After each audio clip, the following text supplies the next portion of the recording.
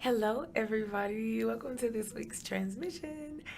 And we are talking about technology, GPS. Check your GPS. So, let me ask you this: how do you know? First of all, when you use GPS, what's the first thing that you do? What is the very first thing that you do?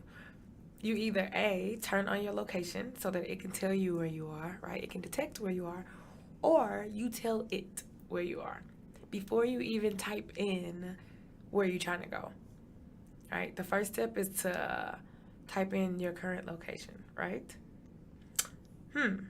So, your GPS can't tell you how to get to your desired location if it don't know where you are now, right? If it does not know where you're currently standing, it can't tell you how to get to where you're trying to go. Huh. That's the end. Ta-da. So you must be aware of your current situation before you can be led forward. Point blank, period, done. Right?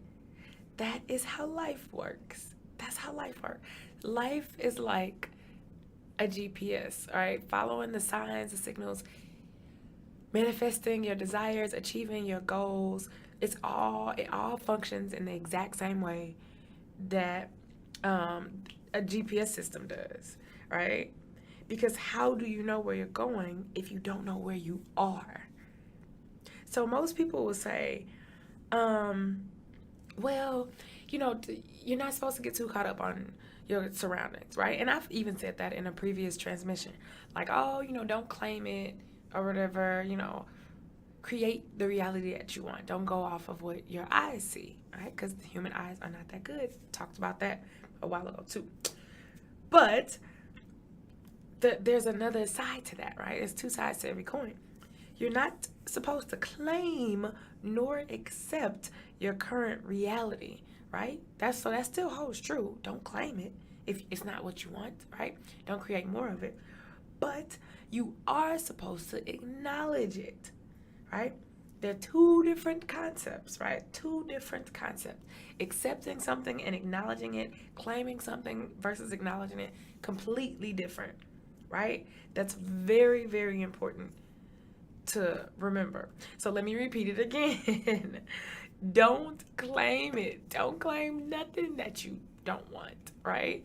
If it's a poor health or financial situation, circumstances, maybe you don't like your city or you don't like your roommate or your job, don't claim that. Don't claim any of that, right? Because don't by claiming it, right, you're accepting it.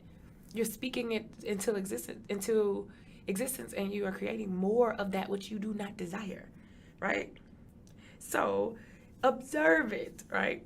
Observe it and then let it go, just like your GPS system does, right? You tell it where you are.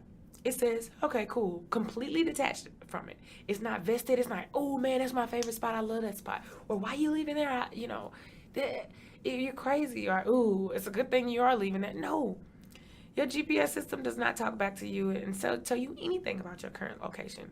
It just receives it, right? That's it. Okay, cool. This is where you are, right? Completely blank, completely neutral, either way.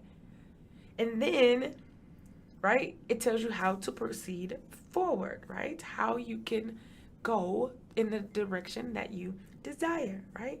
It lets it go, it's detached from it. So, you have to do the same thing with life, right? You want to take inventory of your circumstances, but from a detached standpoint, right? In a detached, non-judgmental way. Because if you start judging stuff, you start labeling stuff, you start labeling it, then you keep creating more of it. And that's just how it works. So, example, story time for the kids, story time. Um, let's see. So, okay, checking a bank account, right? I think that's a really good example. So, okay, you check your account and you need a certain amount to cover your expenses, right? You check your balance to see if it's there or, maybe to even reconcile against your previous transactions, right?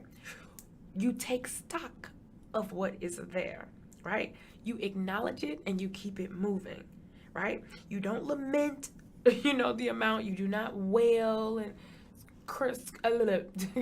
scream or cry, or complain, right?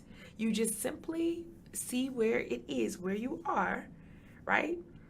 And then you use that energy to formulate a plan of action forward, right? You don't take it personally. It's the same thing. Because if you look at your account and you see that you don't have the amount of money that you need to cover your expenses, you would say, oh man, I'm broke. I'm broke. I'm broke. Well, guess what you're going to be? That's what you're going to be, because you keep saying it. You keep claiming it. Don't claim it. Even if you say, but that's, clearly this is the logic. This is what my eyes are telling me. Like, I don't have the amount to cover, what I need. So that's what it is. Why would you keep creating more of that, though? Why would you attach to that? Why would you become emotionally vested in, something that you don't want? You acknowledge it. Okay, I see the discrepancy here. And then you move forward, right? That's how it goes, right? That's how it goes. You can't go all the way up, right? If you don't know where up is or what up looks like, right?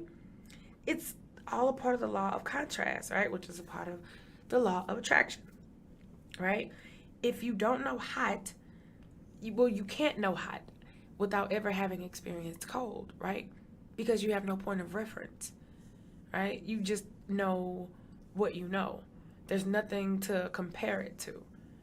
That's the only way that you're able to properly perceive things in life, right? You have to have something to compare it to. Even with being broke, you say, oh, well, no, I know broke. Yeah, that you only know what broke is because you know that there's another way, right? There's an opposite side of that. There's abundance and wealth.